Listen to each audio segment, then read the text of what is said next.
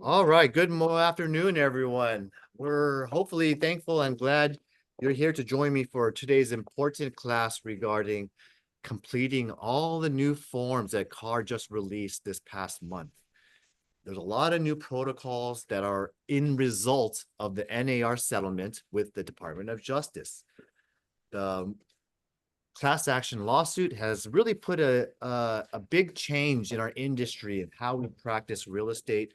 And as your broker with Coldwell Baker Dynasty, this is my guidance for you in today's materials. We're going to be covering a lot of different materials, whether you're representing the listing side or the buyer side. We're really making a clear distinction that we're going to be doing services separately. Okay.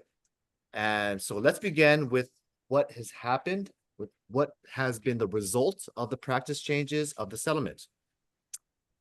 Many of you have now found out, as of CRMLS this past week, August 13th, or they made the changes where all of the broker commissions, BAC, that whole field has now been emptied out. It's empty. If you had a listing prior to that August 13th, it has been basically just deleted. Okay. Why? That is part of our results of the settlement. Brokers, as we share our data and invite other listings and other sellers to show our properties and bring us offers, the point of the commission is something that a listing agent should not be negotiating for a buyer. Okay, that is a buyer's agent's duty to negotiate with their own buyer. And in practice, before this situation, the listing brokers technically were negotiating for the buyer's fee that they had to pay to their own agent. And that kind of is a antitrust type of situation in which that buyer never had the opportunity to really negotiate with their own buyer representative what amount of compensation should be earned by the buyer's broker. Okay. So nowadays, what the Department of Justice wants our companies and all the brokers to do is really just negotiate your own services and your own fees. Because we could be a full service broker or a limited service broker. There are instances where I may be a limited service agent. In fact, in February, I was a limited service agent. I sold a condo in San Francisco on Market Street. I've never been to that property once. Okay. I asked for the listing agent to help me out, to show it for me. I provided limited service to my own client. My client signed off and understood that I'm not going to be able to see it. I advised them I'm local, but they trusted me enough to help represent them in the purchase. So in that situation, I was a limited service and I was upfronted with my client, but I still got a full commission because that was supplied by the seller. Okay. And so I was happy to get a full commission, and I was thankful and appreciative of working with that listing agent by calling and helping me show and set up the home inspection. And they did a lot. The listing agent did a lot. I gave a great thank you to them. Okay. But I got the job done. Now, in your situations, certain buyers could be a limited buyer's agents as well. It's already in practice where some buyer agents, not you, are sending your clients out to open houses. You go show it yourself. Go to their open houses. Go to their open houses unrepresented or whatnot. I'm too busy to show it to you. And maybe my rate with you is at a different rate than a full commission. But I'm not advising you to do that because you are giving your buyer the opportunity to be convinced, swayed, or taken by the other listing broker or the showing open house agent. And if you do not have a protected exclusive buyer BRBC form, then you are really putting yourself in a position of letting your client walk.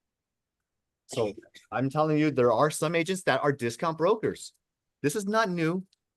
This industry has discounted agents. And since the beginning of when I started in 2005, there's been ABC Realties or 123s that were listing properties at, let's for say 1% or something, or help you sell. We're doing it at a discount fee. okay? Because they might have been doing limited services. There's still agencies today that are MLS only. I'm not representing the seller. I'm MLS only. That's their own model. But we're all full service agents. So I'm going to be speaking to you as if you're a full service type of agents, and we're going to be talking about full commissions that we hopefully get. The word compensation is how the practice in the industry wants us to talk about commissions from the realm of earning some money for the services you render. You should use the word compensation. From a employer standpoint to the 1099 earner, it's a commission. Okay. So they're both usable, but in practice with your clients, use the word compensation. Okay. Now, let me give you, before I get into the forms, and I know some of you guys are still printing things out. Can anyone tell me an industry that has been phased out by technology or by new model?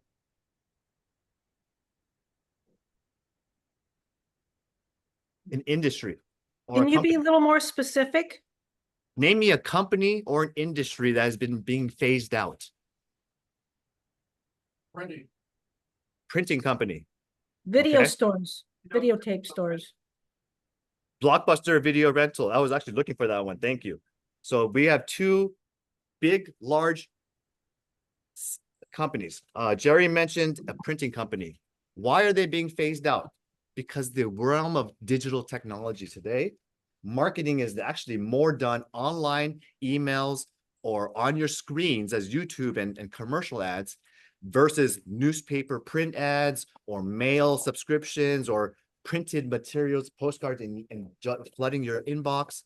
And it's trying to be more paper, environmental friendly. So guess what? A lot of printing companies have shut down. They have lost a lot of customers. And maybe there's only a few conglomerates that are doing a vast majority of the business in terms of printing materials and supplies for companies, right? Now, you hit the nail on the head, the one I actually was hoping to hear. Thank you so much. Blockbuster Video in the 90s was the #1 source to rent and watch movies and videos at home, the VHS. But guess what? DVDs took over, right? A new industry was Redbox, where you could just turn it in and bring that little CD back to the store, 7-Eleven. But now it's completely gone. Even Redbox, which was trying to disrupt the industry, what happened? We have Netflix, we have HBO Go Max, we have CBS, we have even all the major players now have been going into a subscription model, right? What are they doing? They're trying to stay relevant, adapting their own industry and providing their content, service, materials in the way that the customer likes it. Okay. So they have to change their own model in order to keep relevant and make a profit and stay relevant, right? This disruption is happening to our own industry right now. Okay. What is going on? We're having to negotiate our own fees up front. It's not necessarily promised by the MLS anymore. It's going to be up to you as a service provider to request your service fee. It kind of makes sense. When you go into any service industry, because we are a service industry, yes, we provide a service, consultations, analysis, reports, walking, showing open doors, and pricing a home, all the way up to smooth paperwork and disclosures and much, much more. The service we provide is very, very important. I can't imagine any first-time or second-time home buyer doing it without an agent themselves, right? So, because we have a very important service, just like a doctor, just like your dentist, and just like the attorney, before they render and give services, what do they have to do? They give you a little form or paperwork letting you acknowledge what to estimate our cost will be and the expense that your services will be, because everyone knows, the public knows, every service, they don't do this for free. Even your nail cutter, your hairdresser, they're all working for a Compensation. Yes or no? So therefore, it's already expected that you're working and doing this service for something. So that don't be shy about this. You have to just have the open discussion, dialogue. I'm working for this commission, compensation, I'm sorry, and I would love to help you. Here's what I'm gonna do. I'm gonna give you the full service. I'm gonna give you the, the Mercedes-Benz concierge full service where I'm not only gonna show you properties, I'm gonna give you my pros and cons. As you give me one opportunity to work with you, I'll make you see my value. And you can perceive it by the way I show you, the analysis that my experience that I provide. I'll point out the good, I'll point out the bad. I'll follow up with the agents, I'll press and negotiate hard for your price. I'm gonna make sure we schedule smooth appointments every weekend when you want to go out. I'm gonna dedicate my time to you. After hours, I'm willing to work for you and take calls, okay? Stuff like that. Whatever you're willing to do, have that dialogue and conversation. I'm not going to be that agent that just sends you to an open house and makes you work with and do everything unaccompanied, because you risk that client not getting taken advantage of, not really having someone to ask a question like, how much is the HOA fee and what does it include? And all these buyers have all these questions when they're walking the home. And if they're going unrepresented, they're not having a great experience, as well as experience could be with you when you have it all imprinted in front of you. You're prepared because you research your own properties and showings beforehand. You know the HOA fee, you even know the Mello-Roos and the supplemental taxes. Hopefully you do. So if that's the case, you're providing a full service. Let them know what you expect to get earned. That's all you got to do. So what you're going to be doing is going to be covering the BRBC. Okay. Now, I want to get into the materials, but I'm going to tell you one last industry that's really, really important. The taxi industry, right? If you're a consumer, you were riding a taxi and you're going to downtown LA or Santa Monica or the airport, you ride in, sure, there's some sort of fees, but you have no idea what's going to cost you really at the end of the ride. We don't know if they're going to take a roundabout way and take you around the circles, and then it's going to be $100 drive to the LAX, or we don't know if it's going to be a $30 ride, like a shuttle share, and you have to go with a bunch of different people, like a discount shuttle. Uber and Lyft have kind of cornered that technology in their own apps. You know exactly what you're going to pay when you want to go from A to B. Yes? And it's based on the time and traffic. They have algorithms that kind of measure your cost and time that's going to take, how 5 minutes away, and you can even see that car on your screen closer and closer getting towards you. As a consumer experience, I like that. Don't you? Don't you like knowing exactly what you're going to pay, how far they are away, who's your driver, license plate, the reviews that they have, and you have the right to reject services or accept. Absolutely. Okay. I, as a consumer, love being able to select my ride, whether I want to share it and I want to go discount with other riders, or I want to pay the full service and get a Uber Black and have a limo service or a SUV that's at a certain level of a BMW or something, right? So I get to choose my service, I get to choose my fee and rate, and I get to choose my provider. That's what the Department of Justice wants for us in real estate. We want to be able to select our own buyer's agent. We want to select what kind of services we need and want, and the amount of rate we're willing to negotiate with that person. It should be a dialogue beforehand, not, thrown upon you right when you sign the offer, and then suddenly your buyer agent is, oh, are you going to give me any discount on your commission or what? Or, you had that discussion later on. Many of you guys were doing it kind of the old style way, but that's just letting you know we are now having to adapt. If you're not going to adapt your business, your dialogue and conversations with your clients, then you are going to be left behind like the Blockbusters and the old taxis who are doing things the old traditional way. Okay. And I don't want that for you. I'm just painting you the picture that it's actually good for a buyer's agent to negotiate their own commission with their own services, as opposed to a listing broker who's giving an X amount of compensation blanket, no matter who you are, whatever it is. And certain agents didn't deserve what they got. Be quite frank, they sent them to the open house with unrepresented, and they got a full commission. Okay. Many of you practicing 5 years ago and beyond, we had to deal with another company called D-Max Tyrantrum. Okay. That company is already gone. They changed their names. And you guys were complaining to me, they only offer me $100 compensation on the MLS. Yes or no? Okay. That D-Max company was offering $100. Now they were offering $1, right? And you guys were complaining about that. Well, you are getting what you wanted.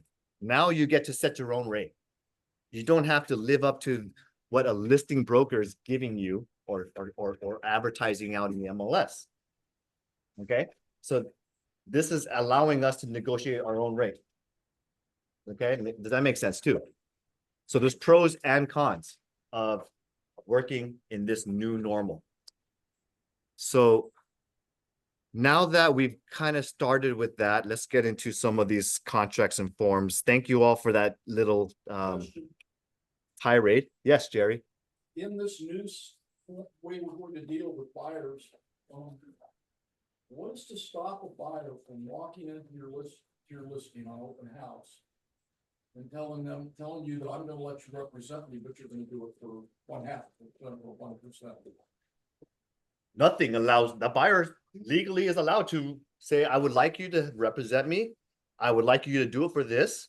And you have the standpoint to say yes or no, or maybe. Yeah. So yeah, that could happen. That will happen. I guarantee you.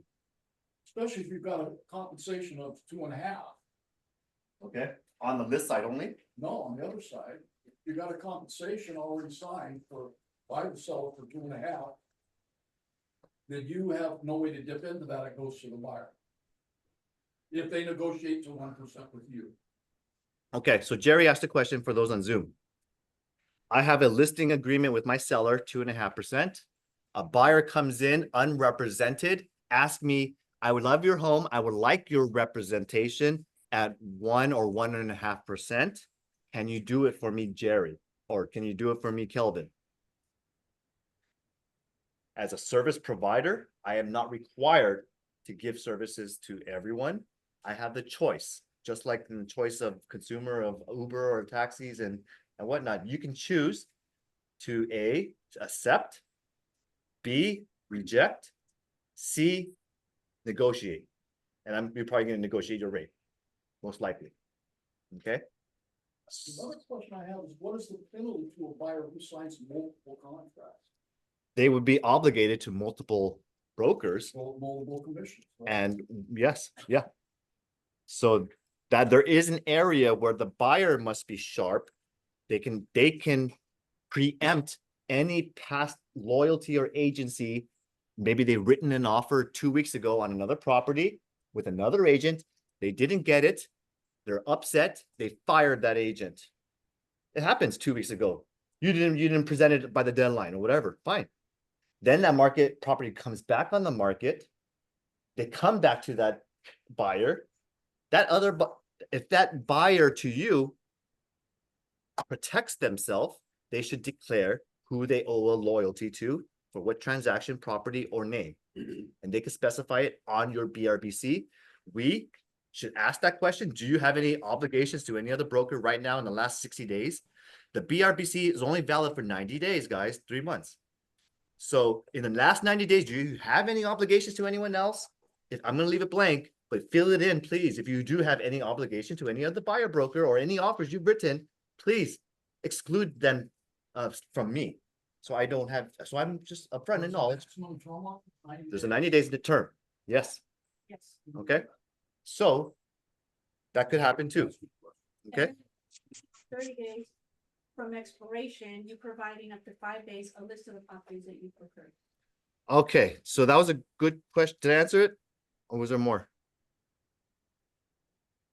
I think once we get into the forms, you will understand a lot more. So I'm gonna start with the listing side first.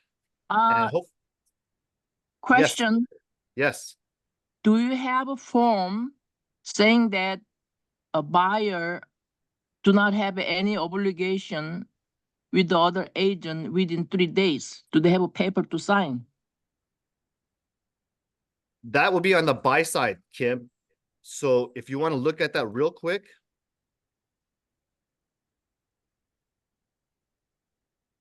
I mean, if with the, buyer coming to me and I'm gonna ask, do you have any obligation to other agent? And buyer say no, but I still want to sign it yeah, make then you sure. sign it. But do they have a special form for that?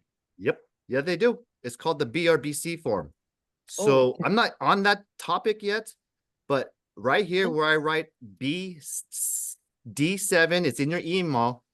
Buyer reserves the right to exclude properties considered in Riverside, or I previously wrote in San Gabriel or Rosemead. I just put in an example of some certain things, but could be open-ended however your buyer wants to exclude themselves from certain past transactions, agency relationship, off-market listings, or whatever it is. You would put that reservation in here, or if you want to put it on a Word document, you would attach it as an addendum and have a whole, maybe they wrote 15 offers in the last 3 months. Who knows? That's not enough space. Okay. So Okay. we're not on there yet. We will get there. I'm going to go on the list side first. Okay. So do you guys on the Zoom see disclosure regarding real estate agency on the screen? Yes or no? Yes. Okay, great. Yes. All right, I'm going to try to make this a little bigger for everyone and the materials, and I have to zoom in. So be with me on this. And Okay. okay, now I'm not going to talk about this form because we all know that an agency disclosure is nothing changed really much here at all. Let's focus. I want to be knowledgeable and I want to be respectful of your time. Your new listing contract, if you happen to be representing a seller, do not use the old 2023 December listing form. Do not open an old file of transaction from 6 months ago just because it's easier for you to save the information of your last. Please use the new contract because there's a purpose. This new contract that is dated July 2024 has the language that Department of Justice wants on our contracts, approved by the car attorneys. Go ahead and fill in the seller names 1 and 2. Go ahead and I just wrote ABCD Realty Corporation and a random dummy address. You fill in the property that you're working on and check the title and the seller's name. You guys are smart enough to do that. You do need to have a term like in any 5 basic element contract. You need to have the price. You need to have an expiration and a beginning date. You need to identify the parties, which is the sellers and yourself as a brokerage. You need to have the commission fee amount. These are all the basic elements of a contract. Do not leave them blank. When I see them blank, you have an invalid contract that technically they can go sign with somebody else. Okay. So I do that. My job is enjoy. We look out for your full completion of your listing contract. That's why we ask for it for you right in the beginning. Right, guys? Now, in this situation, I did about a 6-month listing period. I'm just pricing it at $1 million for easiness sake. If I'm going to be asking my client, and you have the right to negotiate your rate and time and terms based upon your own situation with your property and the situation of the property and your seller. Now, in this situation, I put 2.5%. Okay. That's kind of right in the norm of what we've been normally working towards. Some of you have been great. I've seen some of you guys get 3-4% listing agreements. Okay. I've seen some of you get a 10% listing agreement for land. Awesome. Or a manufactured house. Awesome. Okay. It happens. Sometimes you're going to have to charge more because it's a difficult property. It's a distressed property. It could be a probate. It could be a complete fixer-upper. It could be something that I just had a property right now. It was a hoarder's house. And those extra services I had to render, like coordinate a cleaner, I know Jerry did one like that as well. And we had to coordinate some, a lot more cleaning and time preparation to get that property up to shape. Okay, so maybe I'm gonna ask for a higher rate, like 3.5% or 4%. I don't know. Maybe I need to charge more because that property is all the way in Pomona or Riverside County. And for me to do my services right, I gotta charge more because I have a more distance and time to do that property. Maybe it's a tenant occupied property, like I know some of you down here have a triplex, and the difficult tenants situation is very complex, very risky. They're gangsters living in there, and you ultimately are fearful of your life. But maybe the reward is great enough for you to take that listing, and you're going to do it for a better fee. There are things like that you must consider when you price yourself. And then if there's a situation where maybe it's a easy sale, it's brand new construction, it's priced way below market, and they just, I don't know, maybe you want to discount your rate to 2% to, I don't know, 1.8%. It's possible. Many of you guys don't have to jump by 0.25%. You don't have to go from 2.5 to 2.25. There's a lot of numbers in between there. You do not have to use a percentage. You can specify a dollar amount. My rate is 20 grand for a listing. I'll do it for you. Okay? 20 grand. That's up to you. Okay? Up to you with the asterisk subject to broker approval. Okay? If you're doing something below 2%, I need to know why and the reason. Okay, you got that on Zoom? You guys got that, understand? Okay? Because we're Yep, not a. got it. Hello? Go ahead. You had a question? No, I got what you said. Thank you. Okay. So because there are certain services like, so yeah, I would be happy if you took a 1.75% on a $10 million Beverly Hills property. Okay, I'll give that approval because the price point of the property is 10 million. Okay, so there are reasons where I will show you reason if you show me a justification. But we don't want to list a property that's 500 grand condo for 1% for 5 grand. It's not even worth the liability and the time and energy you put in for listing a property. Correct? But Kelvin, someone else is going to do it for 1%. They will.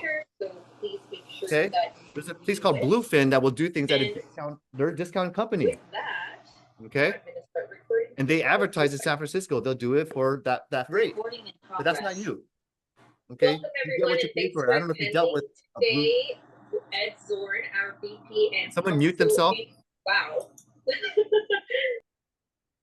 So if you are of a, certain companies that work for a W-2 type of model, sure, they work on a discount fee. Okay, that's not us. You guys work for 1099. I'm here to teach you how to earn and fight for yourself and defend your compensation. People ask me, where does this element here apply? Okay. I'm class right now. And so if you are in a situation where you do an open house and you meet a unrepresented buyer. An unrepresented buyer is someone who does not have a BRBC signed. Okay, that's an unrepresented buyer.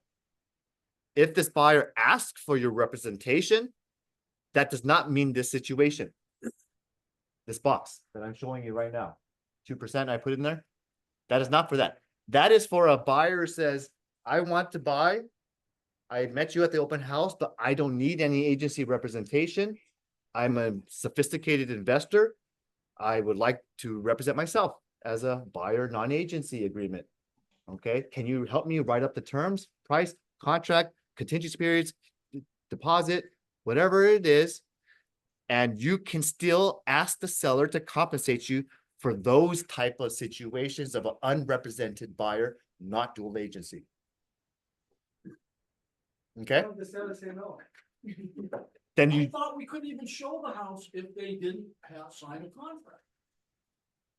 So how do you do that? How do you have a buyer that gets around representation by saying, I don't want to be represented? I thought you can't show them the house. okay, I'm just giving one example.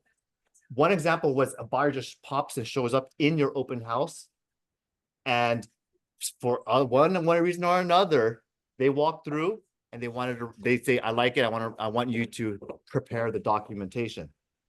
But it could also, this same thing applies if they were just a phone call investor and say, I priced it, I did my math. Can you write it up for me? Here's my, it's the same thing as if they just called you without even seeing it. But this is an optional field, guys. This is, you don't have to complete this. You don't have to have this conversation with the seller. If it's all, I prepared it in the event to explain it for this classroom discussion. So, well, yeah, before we get in there, now Jerry says, but I cannot let anyone in without a BRBC sign. It is true that CAR says buyer needs to have some sort of buyer representation in order to show properties. An open house is not a showing. It's actually a public open house. Okay. Now, so we have to have a buyer representation to make an appointment schedule, and we are affirming to the listing agent when I schedule 3 o'clock tomorrow, I'm affirming without giving them my BRBC, I'm affirming that I have one. Okay. Now, if they pop into your open house or they just walk on the sidewalks and peep like them through the windows, that is called an unrepresented buyer. That's for this category. Okay. I just gave an example of someone that you may have let slip through while you were busy showing this property to a buyer who signed your sign-in sheet, and they could have slipped right in and looked at it. Okay. And it happens, and you could still ask the seller to put in writing what your commission would be for an unrepresented buyer, not dual agency. Okay. There's another area where you're going to ask the seller to supply a commission for a buyer's broker, potentially, or for for a buyer's closing costs. Okay. Now I'm going to get to that part in a second.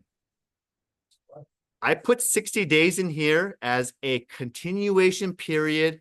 And this is basically anything that I identify and share to you or shown to you, buyer. I'm sorry, to any buyers during our listing period. After expiration, 60 days thereafter, the seller shall not sell it or work with these same buyers that wrote an offer or seen the property during my listing period. That's that's only enforceable if you supply the seller with a copy. Yes. Saying everybody that you showed the property to. Absolutely. So I have at expiration, I have like 5 days to supply a list of prospective purchasers, offers, and open house or whoever I've shown it to. Yes. And agents too. Well, go ahead and do that. So add them to your list. Go into D1, your items included. It's nice to have that discussion up front. Hey, seller, when we sell it, do you plan to give your water softener system? It's a fixture kind of attached. Or are you trying to plan to take it with you? Are you going to take the refrigerator? You can take the washer and dryer, or are you going to exclude it? Have these discussions up front. Okay. Because even a solar, even though it's attached to the roof, technically the seller can move it to their next home. Have that discussion if there is. Okay.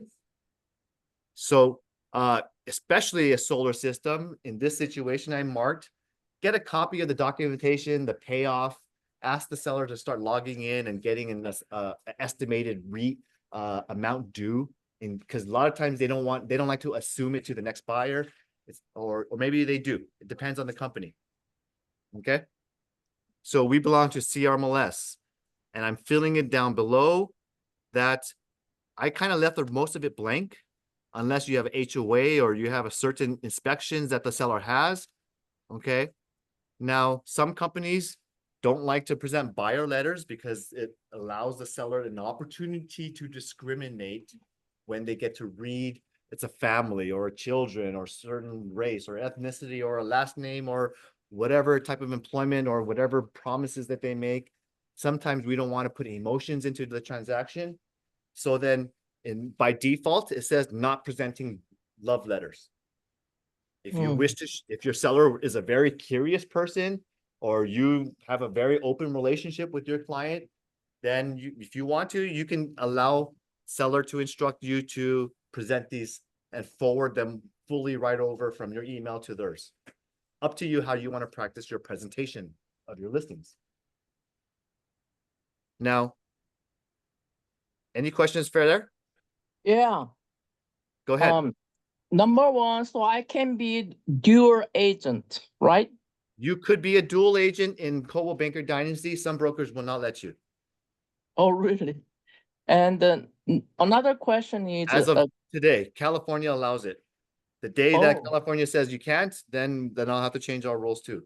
I want to give you guys the full ability to earn some money. Any other questions? So what does that mean? I mean, we cannot be dual agent? You can be a dual agent. I just said you can be a dual agent, structure it correctly, in which if I have a listing signed, great. My fee in this example is 2.5%. If I'm going to write an offer for a buyer that I met at open house or called me and said, I want to see you tomorrow, and I met them, then before showing the property, I'll say, buyer, I'll be happy to meet you tomorrow, 3 o'clock. My brokerage requires me to have a buyer broker agreement. I won't do an exclusive agreement for every single buyer. I want to give you respect. I would do it for the single property tomorrow, my listing. I'll meet you there tomorrow, 3 o'clock. What is your email so I can send this to you? And what is your name? And I would love to have you sign my agreement. And if you get it signed to me today, I definitely will confirm the appointment tomorrow, 3 o'clock as you want. But I cannot show it to you without an agreement fund. Okay. Okay. Now, another question. My next door grandma want to sell the property after she dies. And then they have 3 children. So who's going to sign the paper? I had that same situation in Temple City. So I have a person who's on his deathbed right now. He has instructed his trust attorney, given my contact, and I've already met with a trust attorney that in the day he dies, he will be instructing his attorney to work with me as his exclusive listing broker. And he introduced me to his daughter, who is going to be what's called the beneficiary and successor trustee. So that successor trustee has my contact info. And so in the event of that passing, I'm going to be having the successor trustee as my signatory using form RCSD-S. Okay. Now, 1 or 3 of them, can they represent as a seller? I don't know how the trust is set up, but whoever is the successor trustee or trustees will be the signatories that you need a full signatures on all of them in order for you to get a listing. Oh. So Okay. introduce yourself to all of them right now, while that person can still introduce you and recommend you and vouch for you. Okay. Thank right. you. So, Thank you. Additional terms. Now, this is where a lot of you are asking me, where can I authorize myself as a listing broker to communicate in any means except the MLS that there is something that we're willing to supply towards a buyer's closing costs? Notice how I said closing costs, not the word buyer's broker commission. I said closing cost. Keep that strictly in your head, because if you use the word broker compensation or commission, that is a violation in the MLS and NAR and NAR and the whole purpose of the NAR settlement. You cannot say this 2%, what did I write here? 2% is 2% towards a brokerage commission. I wrote in here per MLS addendum, that's the subsequent bundle that you have to have signed along with your listing. Use paragraph 5B2 to authorize listing broker to market on which is an explicit instruction from the seller, the amount that you're willing to allocate towards buyer's closing costs. And if the buyer's broker and buyer desire to allocate that as they choose, let them choose how they want to allocate that 2% and divvy it up or share it or take it all to them. Let them decide that. That has nothing to preclude. I don't care what they do with that X amount I'm allocating. Okay? Disregard it. So if we're giving ourselves that authority now allows me, by writing it here, allows me to communicate, vocalize, text it out, mark it with a flyer, print it on any materials at my website, show it to all of my lists of my email blasts and share it to the people at the open house too. Any means of communication and marketing is allowed except MLS for this 2% broker buyer closing costs. You got it? Is that very clear? Question, Kelvin, does MLS is clearly the same as the CRMLS matrix, correct? Yes. Yes. Isn't there a place in there where you can put it?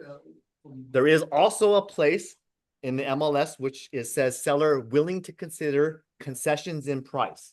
Yeah. That is where I can say yes. Yeah. That is also where you can actually specifically put the amount. And since I'm on this topic, let's take a look. I'm going to share a listing for you from you in Beverly Hills. Okay. So we're here in Beverly Hills. This is an active listing 6 days ago, last week. Okay. Notice on the private description right here, I'm going to make it bigger.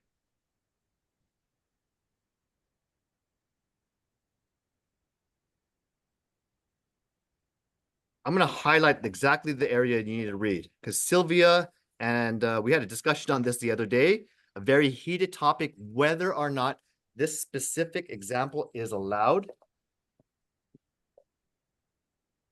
Who thinks this is illegal? Anyone thinks this highlighted section says seller will pay 2.25% in the public remarks of purchase price towards buyer's closing costs? Is this illegal? Anyone think it's illegal, a violation? It sticks out like a sore thumb, like it shouldn't be there. Pretty close. But it's a gray area for me. I have mixed results. No one was strongly against this language. Some people saying it's gray.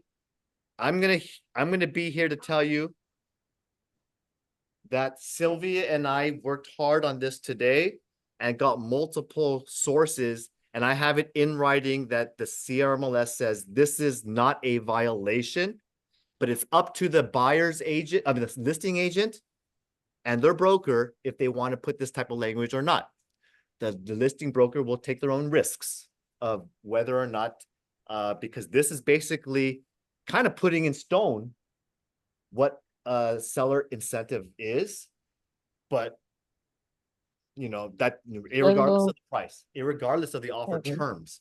Okay, there's a lot of different things in here that could be liable or susceptible from the listing broker side of things, but it's not technically what's called a violation because it does not mention buyer broker compensation.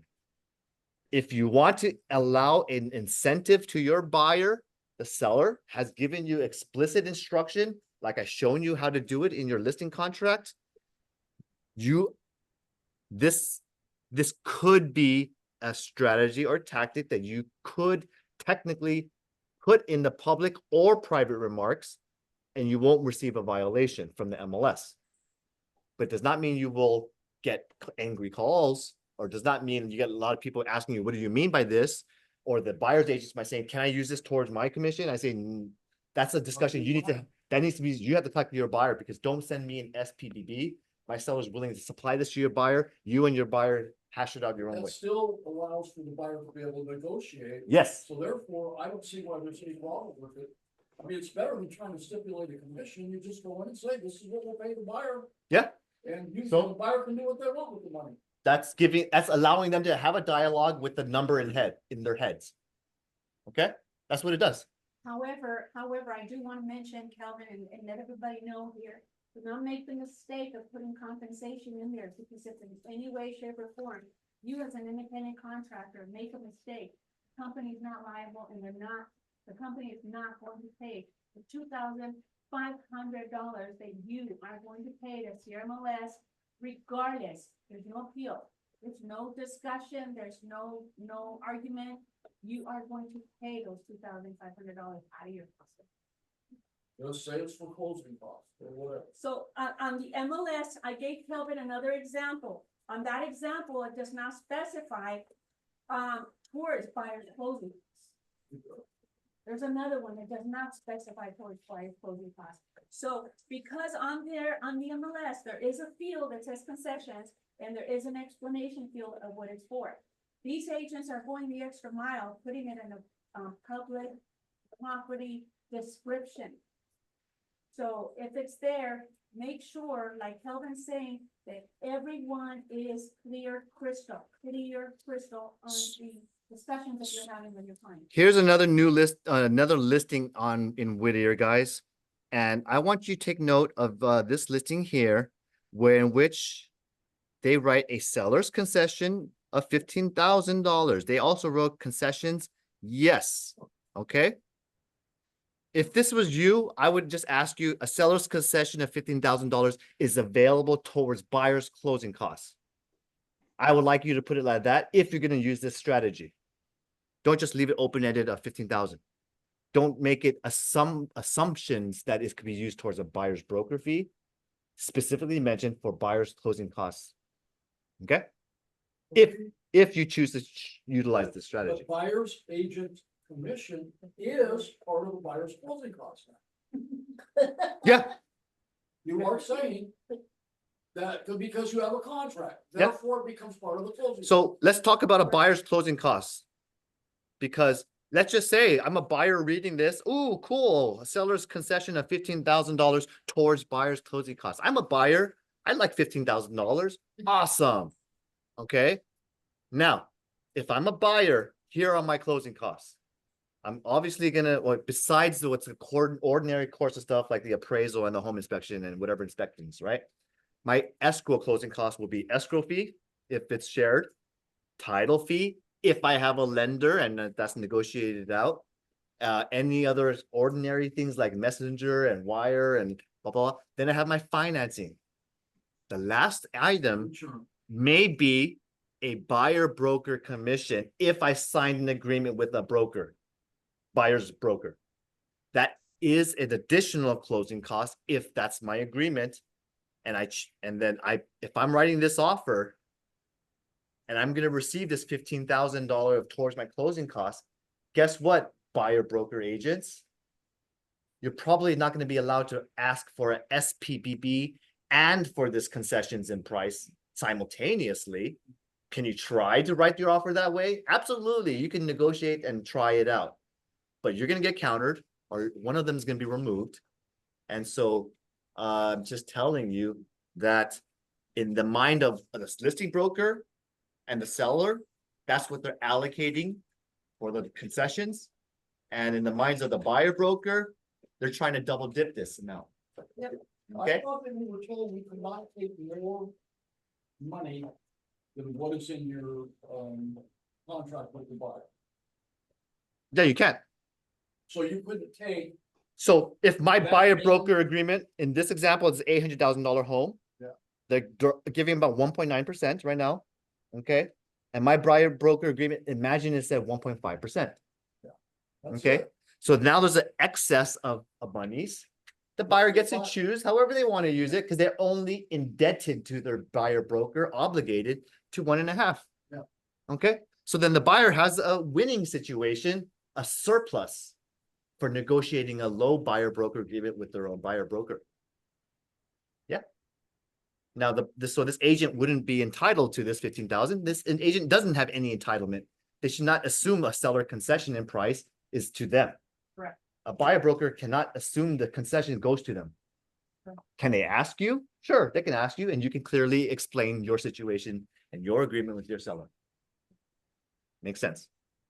You want to explain to Jerry on the group about the total of acquisition price that the buyer's agent is able to make more money if they put it in the section of acquisition price. So if the buyer, if you're. I'm not on buyer's forms yet. I'm still on the Okay. listing side of things. Got it. So we could shift topics, but I like to keep it in order because I'm still on the listing side, guys.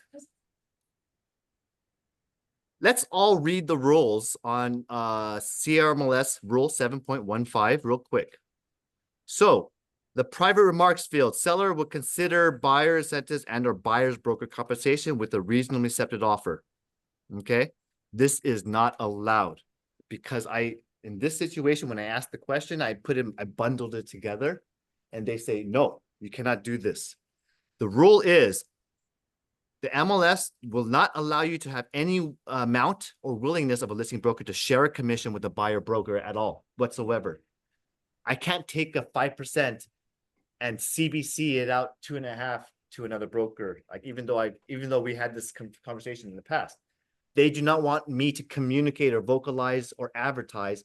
I'm going to share some of my commission towards you, buyer broker. Wow. Okay, so that's why you see the CBC eliminated from the car library. I got this clarified.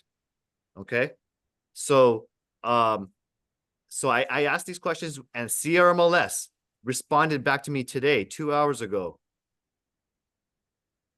You and I this is not my words now. This is from CRMLS compliance. You can indicate that a seller would consider concessions in the private and the public remarks or both, so long as that there's no condition or implication.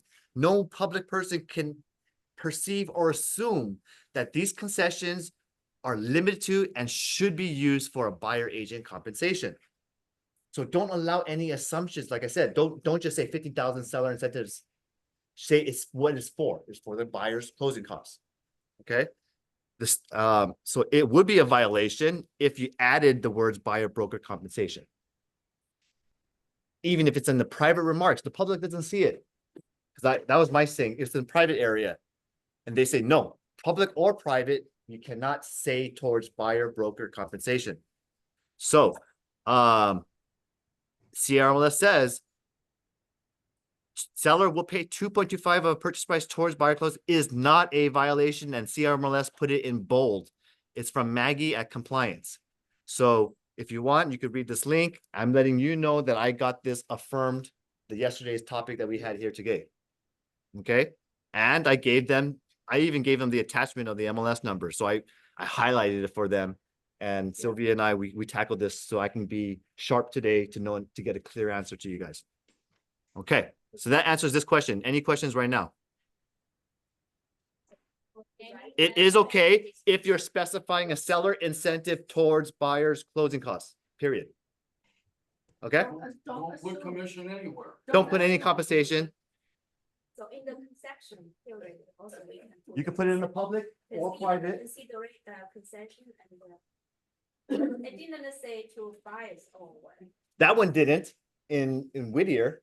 So that's why I told you, don't do it like this. Add the words towards buyers close. Don't allow any presumptions. So Mark found that one today. Mark's been looking at other people's postings and other people's listings, trying to catch some violations. I'm submitting them as violations because I want to get clear information from the MLS if they're a violation or not. Okay, No, so it's just a guideline because the bottom line, there is nothing in here that stops the buyer's agent from making an offer and asking for 4%.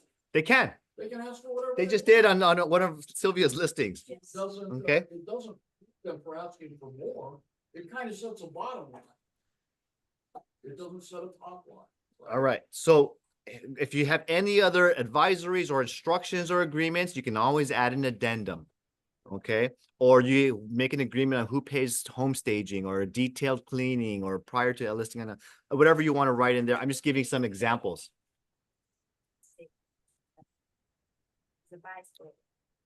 I'm only on the listing side, guys. This is the listing contract. I haven't even gotten to the buy side yet. And we're already at 3 o'clock. So I want you to read through the default stuff here because this is important. Your sellers are going to read this. I bet you half of you in this room have not even read this entire listing contract yet. Okay. And that's sad. I have, Great. Robin, I know you have because you gave me markups, Robin. yes, love it. I did. Thank you. I read your comments. And so we're covering it today. You're here. Awesome, Robin. Thank you. So, Good job, Robin, on speaking up. so if you're reading up on this, just read the language because there's nothing to fill out here. I just want you to understand it. And then after you're reading, you still have questions, please refer back to me or come back to this class. There's going to be a YouTube video of this.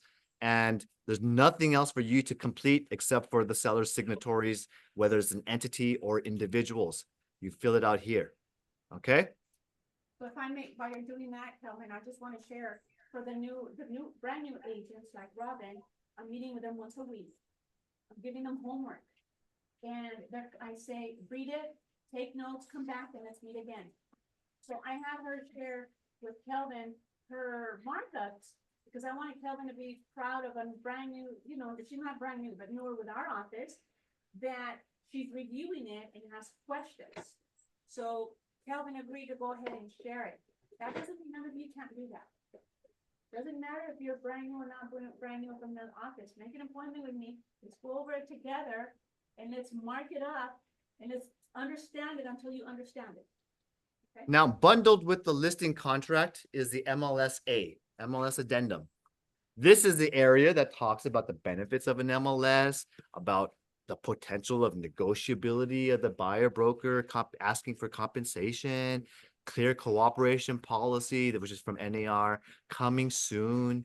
Now, if you notice something on my listing agreement, I dated it as of August 20th, which is today's date. Okay.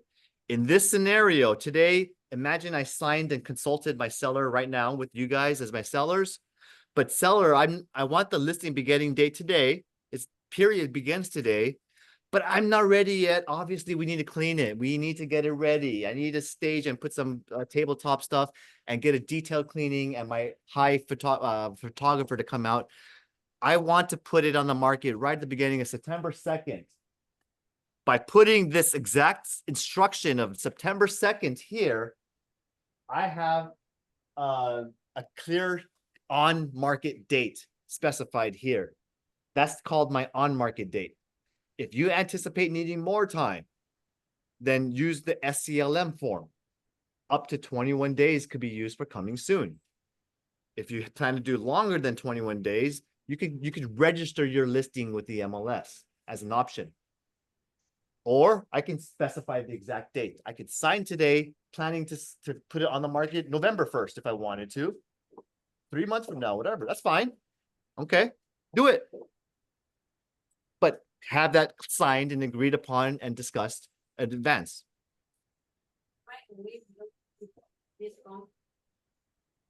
This is already bundled to your contract, so you still need this form.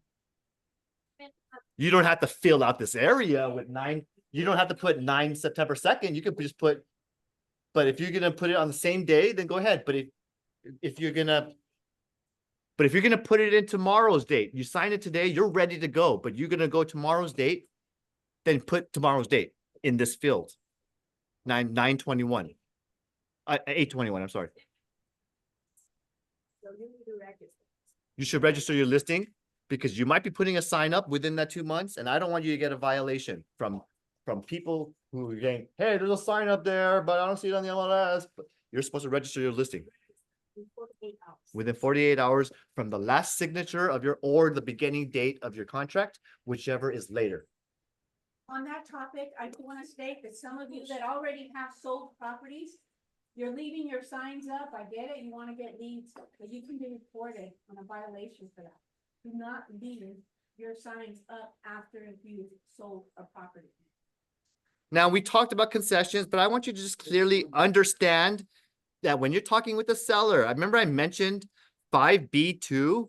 This is a very important area I want you to read and understand.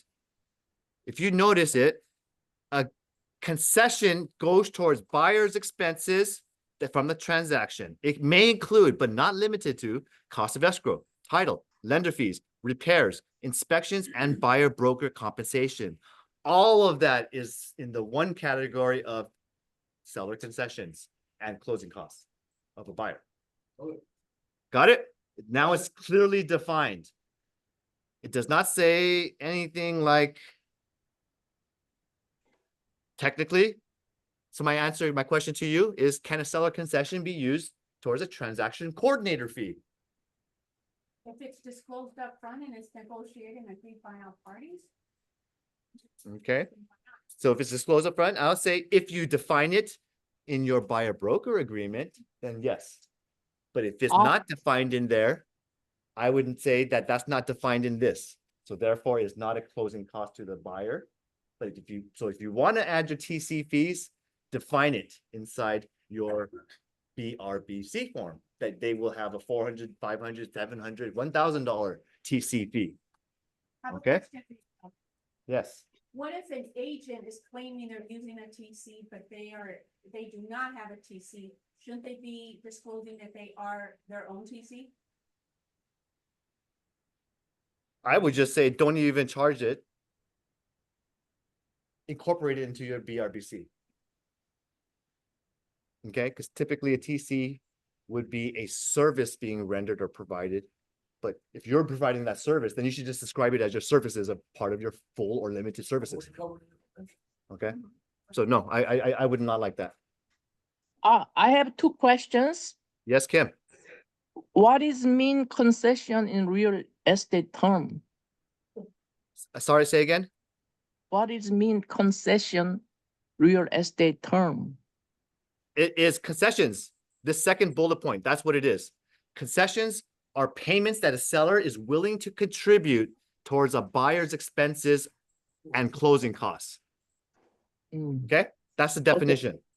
Oh, I see. Number two, what is seller need to save how many percent They need to don't have save to. money? This No, is I an mean option. I have another question. How much percent seller need to save for closing cost?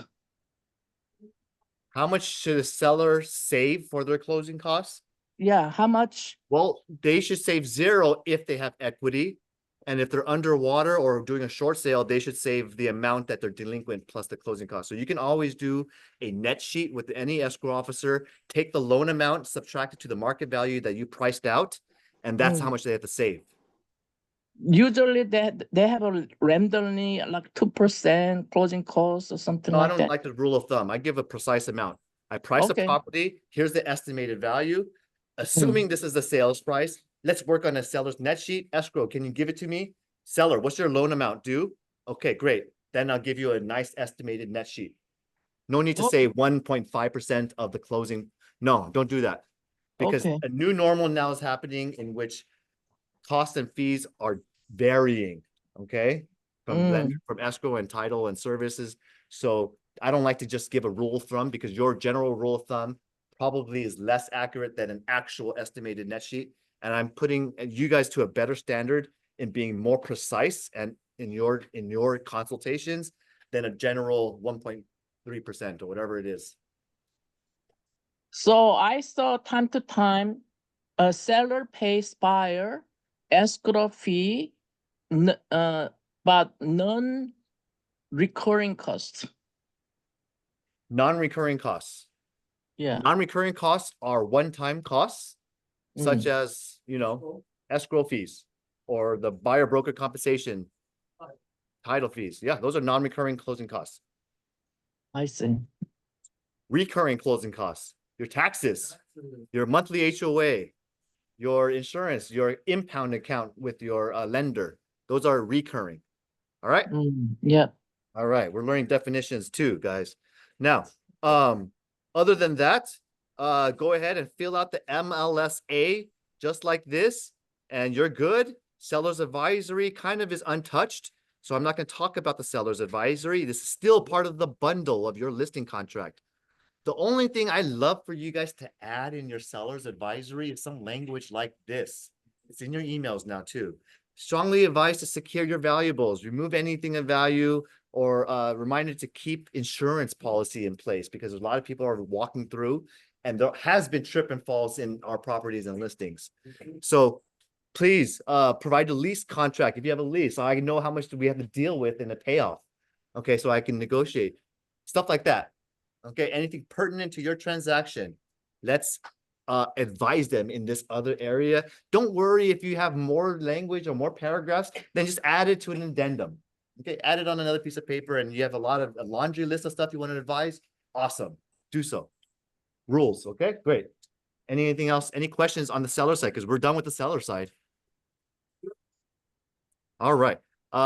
Broker compensation advisory is simply just that everything is negotiable from the list side, services and rate and terms, and from the buy side.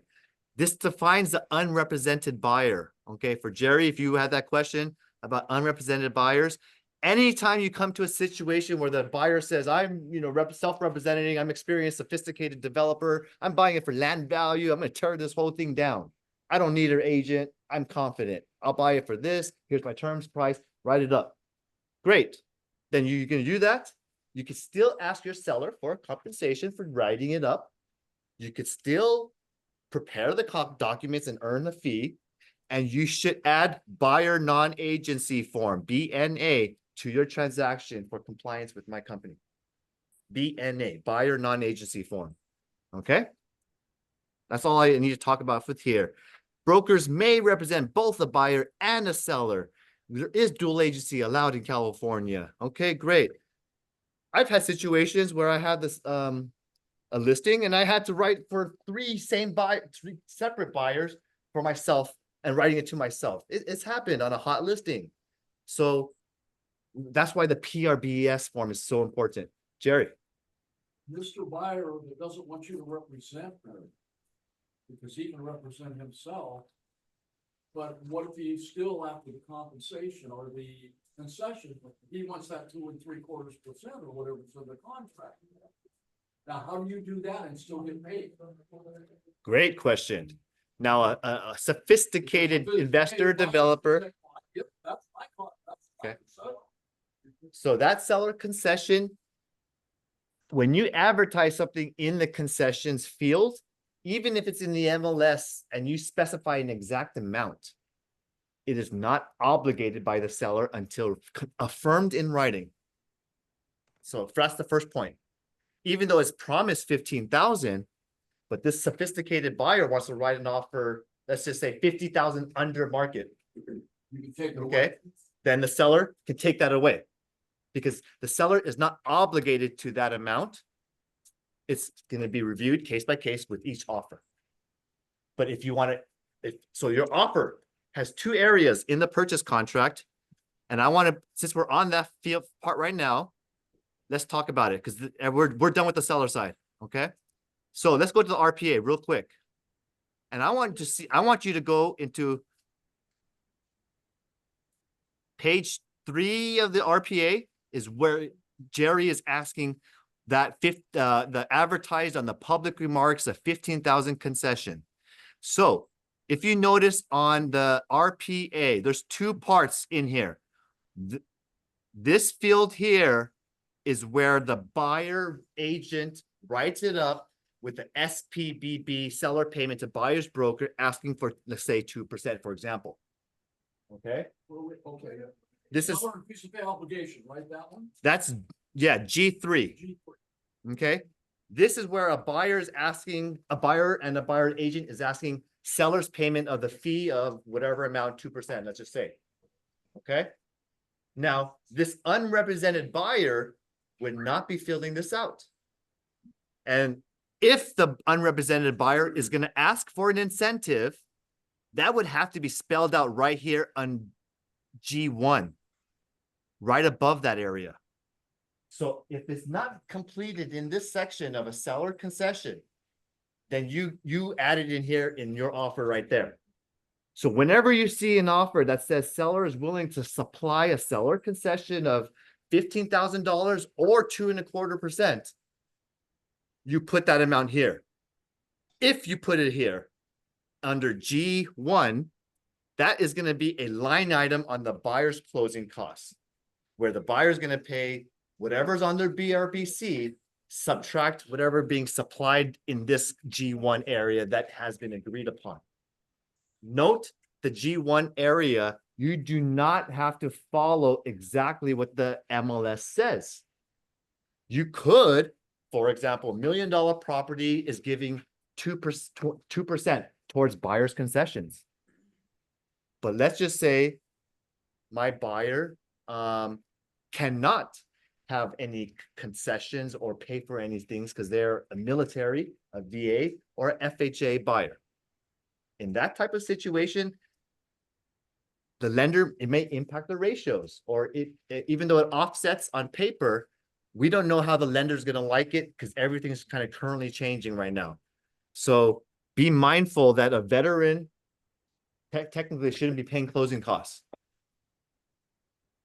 Right? So therefore, you have to convince that agent, I need to put it under a SPBB, but we'll reflect that in our offer. Okay? Be mindful of your FHA or VA lenders. Okay? Now, we're at the beginning of the RPA, so let's start on this portion. You don't have to put anything in G3, right? Nope. You can just let the buyer and the agent, buyer's agent work it out. Yep. It's not your responsibility. So G1 and G3 are separate terms. What happens if you put 2% And then say you'll pay. and you put an SPB sign for 2%? That listing agent, if they set their seller to sign this, have obligated their seller to both. You gotta be careful with that. So that's where you guys have to be sharp when you present and review offers. Because if they ask for a seller credit of $15,000, because it was in the MLS, you said so, 15,000, I put it here. Oh, I bundled my SPBB in there as well. And I attached it and I checked this box, SPBB. I get paid by seller payment. Your seller owes me this. And they owe my client, because that's my party, but that's not me. My buyer gets 15,000 credit because you said you put it on there. I did. I didn't care. It's not my fault you failed to present it to your seller the right way. That's not me. That's on your end. Please have that conversation with your broker. And that's gonna happen a whole lot. Okay. This is what I'm saying. Some of you are saying, I'm the listing agent, I don't have to worry about anything. No, you do. You you see this offer, you better be careful. So I'm here to tell you straight up. Be mindful of how you're preparing these offers, because you could double dip easily or make a mistake easily. Okay. So you could take advantage of a weak agent, but at the same time, I'm here to do good work and business. I don't want a transaction where the sellers has been taken advantage of or got a bad consultation by their agent. I just want to close and do everything per contract. Okay. So we already finished page 1. There's not really much. It's very plain and simple. This is a simple 20% down normal conventional offer.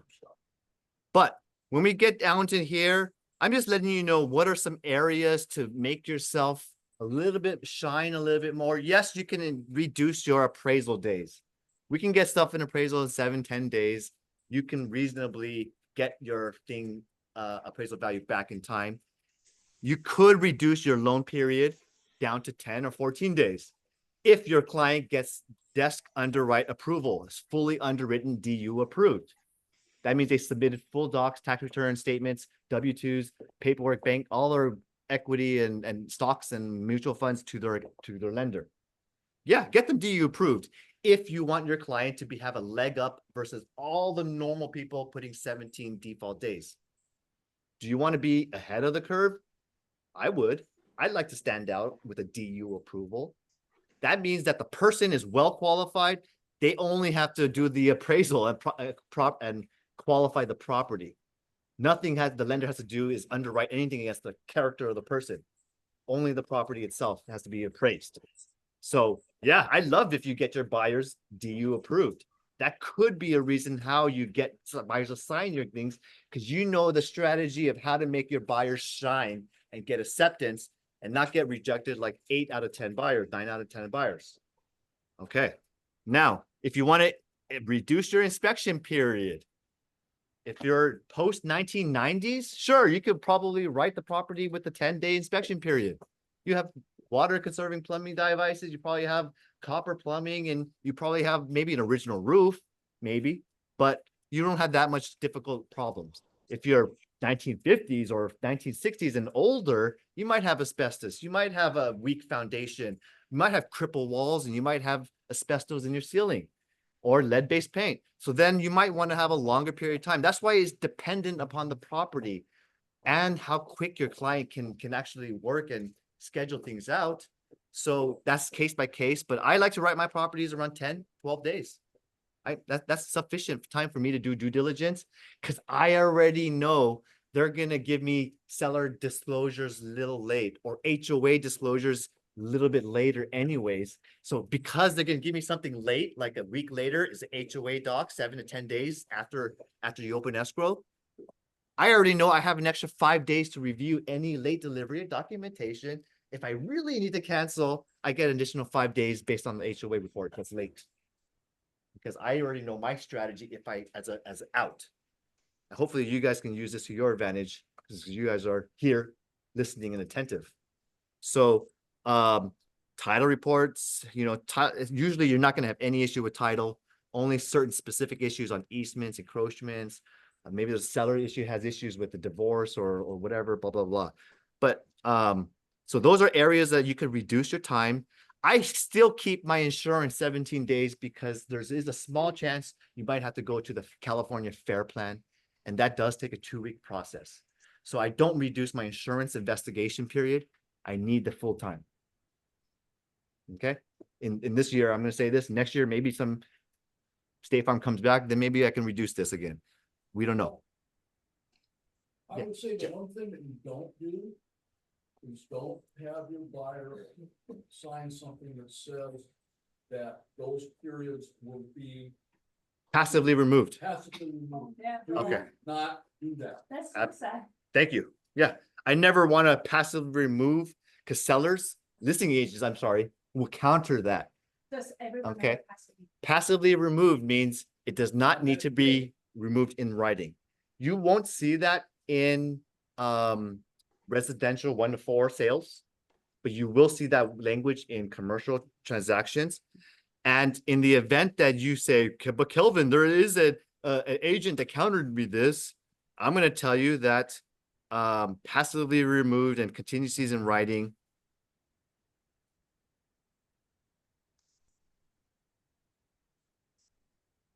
must be done in writing. Okay. So you see this language here. This actually tells you that everything must be removed in writing, even though it does say that passively removed. Court law has sided with the buyers that even if the seller's agent countered you that language, they will still give the buyers that benefit of the doubt of doing it in writing. So case law will protect the buyer. Okay. All right. So going back to how to fill out page, we finished page 2. Okay. I like delivered vacant. I prefer not doing a lease back unless it's 3 days or something, but I prefer not to. In your situations, sometimes they must insist on it. If they insist, I guess, it makes sense and you talk it out and they got to buy something else. I understand then. Okay. Then you have some risks of some damages or they leave a mess when they go, there are certain things, but at the end of the day, those things are manageable costs. Okay. Going on to page 3, make sure you include the specific items that you see. Don't include anything that's staged at the property. Exclude the items or have the discussion with the buyer and the seller's agent on what is and is not included. So you could prepare it the way so that you don't have any question marks when it comes down to counter or negotiations. But typically all fixtures will stay, Nest thermostats and installed video doorbells. Those have been some things that I've been seeing some people taking or asking to keep behind and transferring and, the services from one person to another. Plan ahead. That's all I can tell you. It's not that hard or difficult to reset a device and transfer to another, but you need that person's app to release it and reset the device. Okay. So I fill out my offers like this. Seller pays NHD, seller's choice for pretty much everything. Buyer pays for home inspection. And I usually ask for termite section 1 clearance. Note how I put termite sec 1 clearance. I don't love it, but this is how I avoid a text overflow addendum. So this is exactly how you should put it if you wish to avoid an extra page of blankness. Okay. Now, certain cities like El Monte, Pasadena, LA have retrofit standards or a pre-sale requirement. So these cities and a few more, be cautious and go ahead and ask for the seller to make those repairs or remediation actions because we don't want to be closing transactions without, delineating who's paying that cost. Okay. I don't even want to go there. I give seller's choice of title as well, because I'm trying to gain the transaction and I'm on the wrong side of leverage. So I give the seller's choice. In today's age, it's a seller's still market. I have to give them the leverage of the choices of services. Maybe I can pick one of my favorite and I give them the other one. Sure, you do business how you want to do your business. We're a company of choice, so I'm not forcing anything down your throat. But yes, obviously, we would love you if you support our affiliated escrow company. Now, as far as HOA, be clear. I want you to understand one thing on HOAs. HOA seller normally pays the HOA fees. However, it clearly says buyer has to pay the certification fee of HOA. That is an additional fee the lender asks the questionnaire. And on that certification, it says how many is owner to tenant ratio occupied. They ask like any pending litigation. They ask a lot of questions for the manager to fill out. That is a buyer cost to pay. All right. It's not even giving the option for the seller to pay that. Since Hold on, Kelly. Seller shall pay separate HOA move out, but you said the buyer pays that, the seller pays that. what? Okay, HOA move out fees. Where? I don't have a move out. Okay, I thought you mentioned that under Q14, the HOA transfer fees. I didn't put anything on this one, but yes, seller should. I would normally fill it out if it's an H, because I didn't fill this out as an HOA. I just put 1, 2, 3, 4, 5 lost units. If it's an HOA, yes, seller should probably pay the transfer fees. Yeah, that's customarily if it's an HOA, you'd have a seller paid. I throw it onto the seller. Unless it's a buyer that's sophisticated and they want to take on more closing costs because they want to have a lowered price. Okay, great. Buyer could take all the fees, escrow, title, lender, and reflect it in their lower than price. I don't care who it does pays it, as long as it's clear and it's mutual. Okay.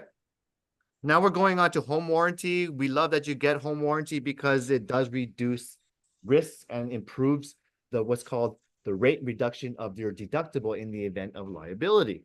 So if you use a CREST policy, that's great. There's a little bit of additional coverage or benefits that I'm not going to discuss today. Seller's paying for it, right? In this situation, yes, we're supposed to put seller, but I leave that as an I don't force it on one or another. I leave this to me, it's just a one-time non-recurring cost. So I just let you guys choose who to pay for that. Okay. Please, if you as an agent want to pay for it for your client, give them the credit of $750 towards the buyer's closing costs. Don't say agent will pay for this, because this is, if it is subtracted and noted in your closing check, $750 for home warranty, that is still commission earned. And then you had a deduction. The royalties still have to apply towards that situation. But if you make it applicable towards a buyer's closing cost and the buyer pays it on their line item, then we don't have to pay royalties on that $750. Okay, just giving you and teaching you how to preserve and save. Okay. So that's a new, well, understand that? Now, nothing on here. It's the same as before. Yeah, The RPA. or related with new policy. This is the whole thing right here is new. Seller credit for incentives right here, and the seller payment for buyer broker right here. That's new. Okay. Yeah, that's why all the others is mostly all the same. Thank you. It's not much difficult writing an offer from a buyer, but I haven't gotten into the specific buyer forms yet. I'm just covering this for you right now. I'm just covering how I structure my purchases right now in this moment in time. Now we're going to get into the very confusing stuff, because we're ready to go to the rest of the bundled documents. All right. So now we know how to fill out our purchase contract, because really you only have to fill out the first 2-3 pages and we're done. Okay. Put your buyer's names. If they are an entity, fill out their names here. If you want to avoid RCSD/B, and this is where you can specify only if there's 1 or 2 side signatories. If you happen to know the seller's name, you could put it in here, pre-populated it from the realist profile, county data. Whenever it says TE, that means this is a trust. I don't fill it in unless the seller specifically, listing broker specifically tells me how to fill it out there. then if it's a trust, I just leave it blank because I don't want to assume what the trust name is. I don't know what it is. Okay. So I can clarify it and get the trust name here if I have a good working relationship, or you can leave it blank, up to you. Now, some companies ask you fill out the designated electronic delivery addresses. So if you have a specific email address, then define that there. I've had certain companies insist on filling that area out. It's up to you, but this is where I want my emails to be sent as a verification of timestamps. Now, the buyer inspection advisory has unchanged. I'm gonna skip it. PRBS unchanged. So I'm gonna skip this part. Fair housing discrimination. Just remember, these are the protected classes that we have to avoid discussions, communications, sharing information or whatever with our clients and colleagues about religion, familial status. I hate it when I see a listing, oh, great starter home for any family. Exactly. Okay, that's already steering towards a family. So do not write that. Okay, so if you want to know how to write it, I write perfect home for any buyer or investor. Okay, that's it. That appeals to every category, a buyer or an investor. It appeals to everyone, a wide audience. Do not steer on source of income, military status. You know, criminal history is also non-relevant convictions. So I had a question asked me, can I discriminate against a tenant who has a DUI from applying for my lease home listing? No. Okay. And so my answer was, well, how recent was it? Okay, because I was still buying time in my head. And in event they said 10 years ago, I say that's a long time. I don't think that should be used. And then if it's 1 year ago, well, then that means they're always home. Or maybe they're still, they could still be going through counseling or whatever. So then maybe it could be used. I don't know. That's a good question to ask. But it will pop up in a lot of people's records. Okay. So Might want to make sure they have tenant insurance so they don't fall down the stairs or something. exactly.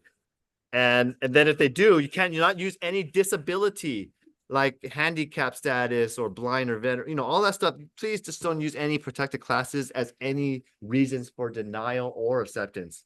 And don't Okay. describe the walk-in closet as a walk-in closet. It's a large closet. Okay. So, age. Okay. It means Age. Don't say, oh, it has, a single story home, good for old people or seniors. Even for seniors, that's a very, I would not like that language. Right. The only time age can be used is when it's a specific requirement for a senior community, 55 plus, or a manufactured condo community. But those, when it's certainly applicable, then age can be used. Okay. Got it. Now we're skipping over to after the F fair housing. If this word were used in your description, the amount will have violation or not? What? If they This catch word, you. like, somebody report. Oh, or whatever. Yeah, if you use like Just say walking closet, we use walking or use. walk in, you will not get a violation. Not for serial Okay. arrest. But a handicapped person might say, I can't walk. And then so you're If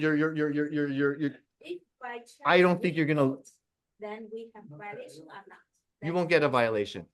Not You won't get a violation. Somebody can use it against you. Someone can sue me. Yeah. That's California, but it's not against some law.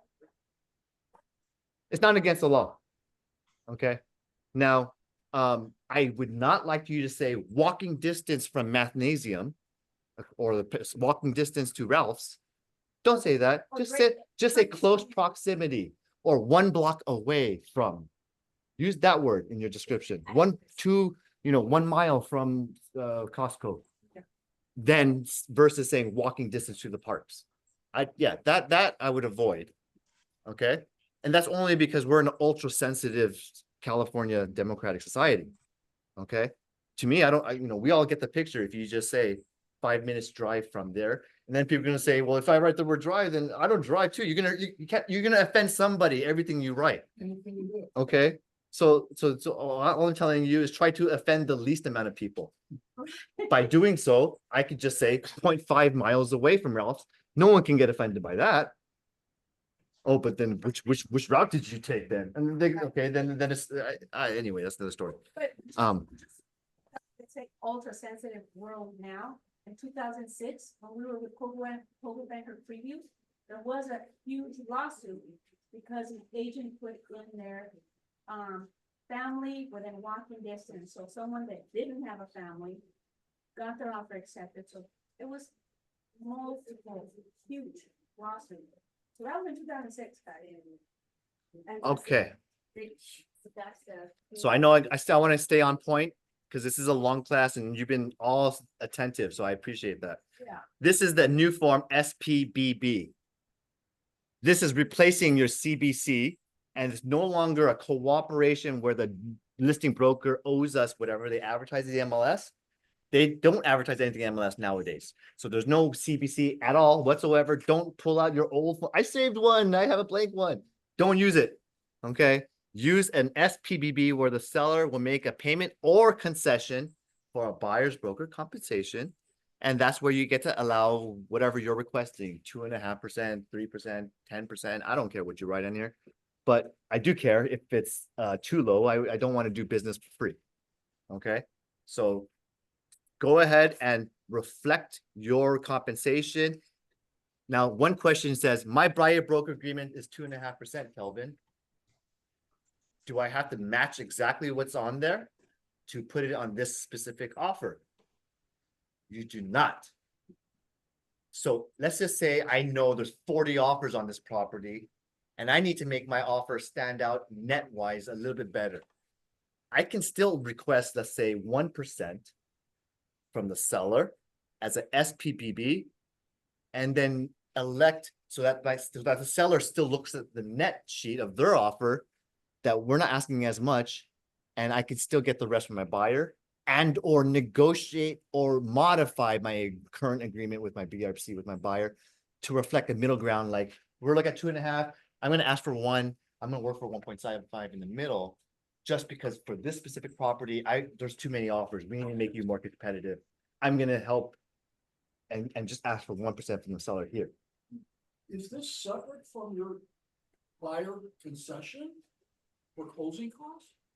Yes. Yes, it is. This is only specifically when you add in G3, I think is what it was. Yeah. Now, that section only applies towards what a seller will pay SPPB to the buyer's broker.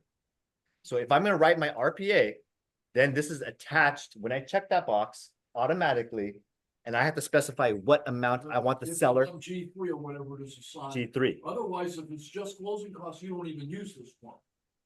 correct. Yes. The buyer is gonna get the closing costs and distribute it the way he feels responsible to do whatever, then this form is not applicable. Not applicable if you only put and request it in G1. Okay.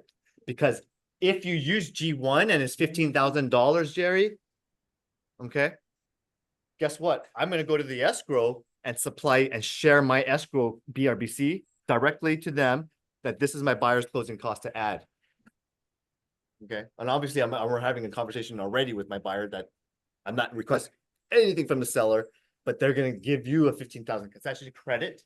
And here's where me and you, we have our own agreement. Here it is.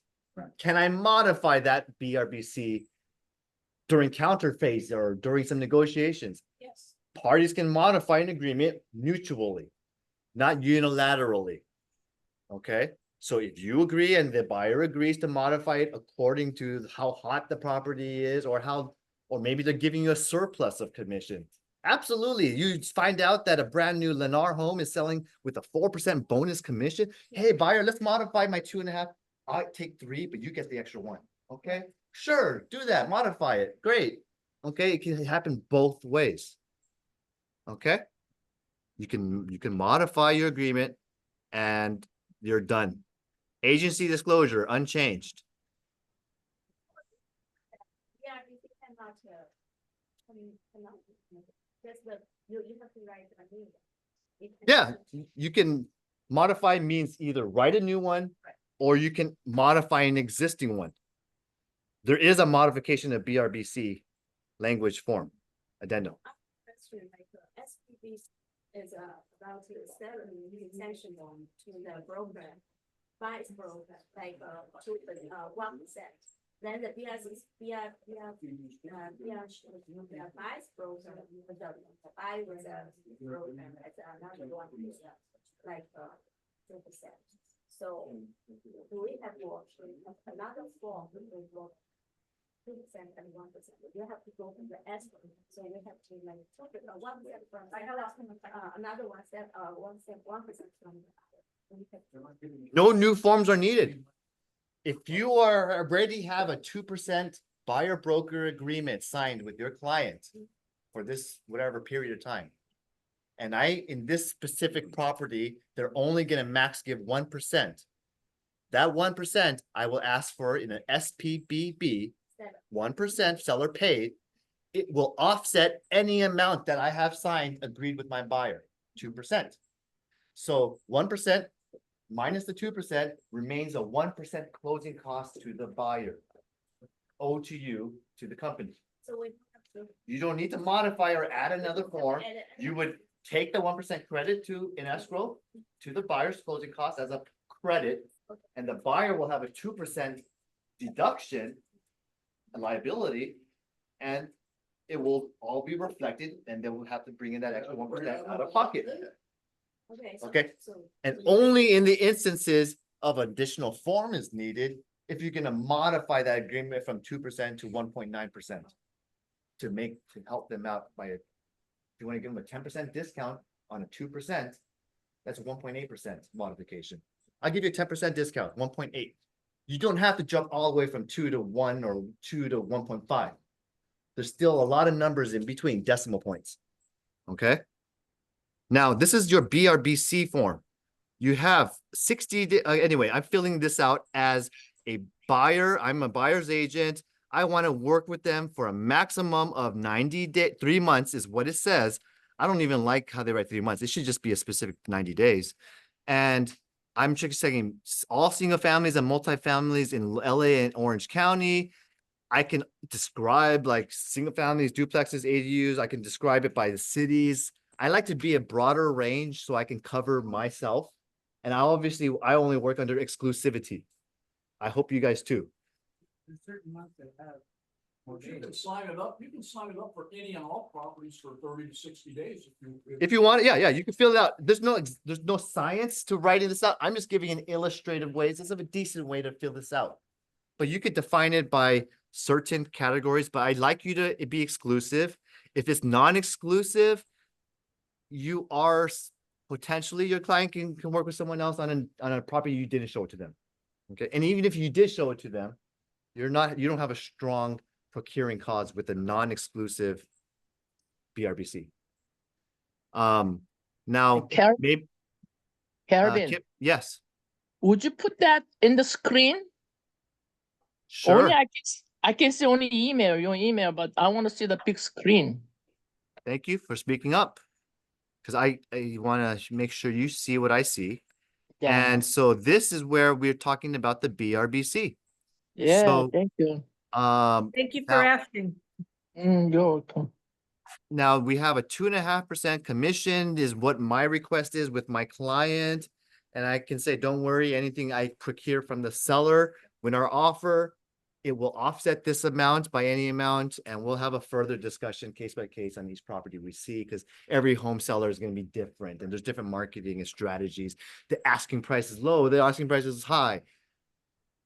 Right? We all know they could set a artificially low price just to drive activity. They could set a high price because the seller is stubborn on their goals. Whatever it is, we can know true value because I used and taught you guys the methodologies that an appraiser is going to use to appraise that home. Now, Kelvin, you said something that was a key that resonated in my head. You said, don't worry, we'll modify, we'll work through this.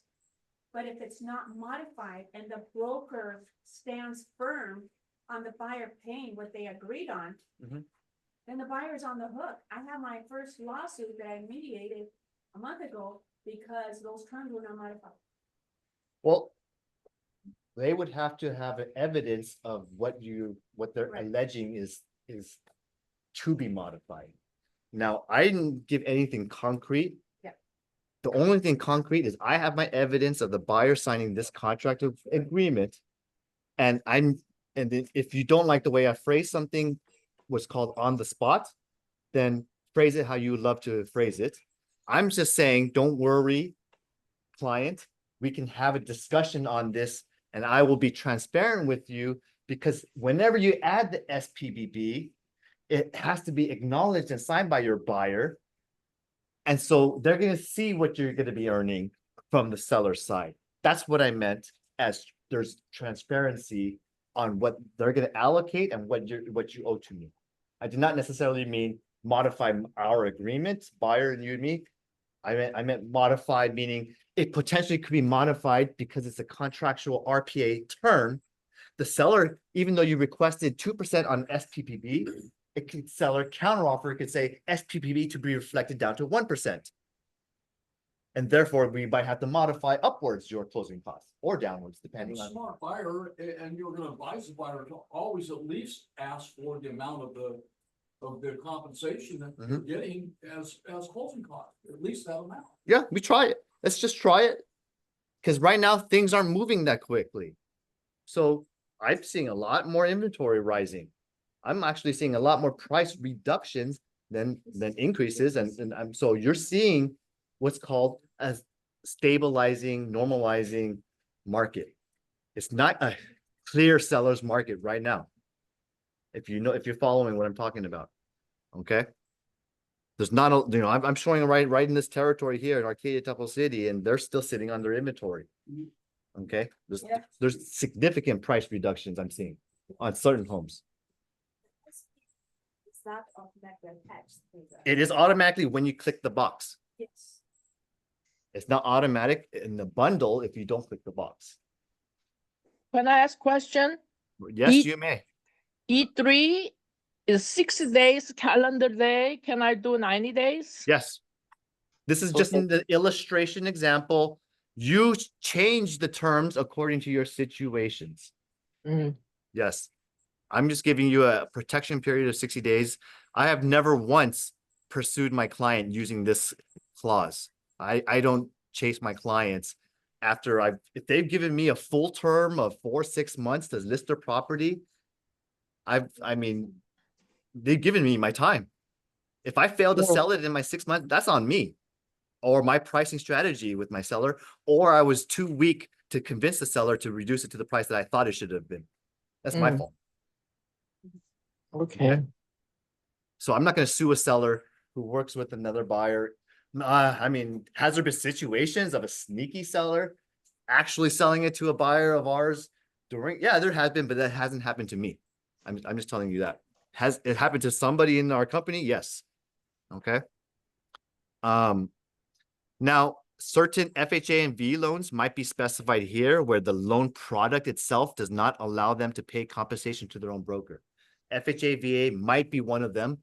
I don't know how the new normal of the VA veteran loans and FHA, how that's going to work. So have that discussion with the lender if you're that type of buyer financing. Other than that, I don't attach anything else. Just read the language, let them lead it, and then ask if there's any questions to explain. There's nothing else to fill out on this buyer broker BRBC form. Now, the one thing I can ask you is to give yourself, for the buyers that want to test you out, okay? You could take it month to month or week to week. So let's say I'm a buyer that wants to keep a lot of options open. I know lots of realtors, my seller, my friend, my sister-in-law. Okay, great. But then let's take it week by week because your sister-in-law is not here. They're on vacation. You're asking me to show you this next 10 days. For the next 10 days, then I'm your buyer's agent. Okay. So we're exclusive. I'll have only protect the 10 days and it's for the identified properties that we're going to look at that you like for the next 10 days or 2 weeks. A, B, C, 5 properties. Okay. Anything else, fair game. And I'm okay. I'm still working under a contract, which if they love one of these 10 that I show them, during this 10-day period I have with them, great. I'll write an offer, great. If they don't write an offer, I find out they write an offer with their sister-in-law and it closes, I still have a strong procuring cause argument case against the buyer, and I'll probably prevail in court. Okay? And then the other buyers that want to test me out because they're not sure yet of what they expect, they want to try multiple people and services. Okay, that's fair too. Okay, you give me 2 weeks. Let me show off what I can do, how my style is.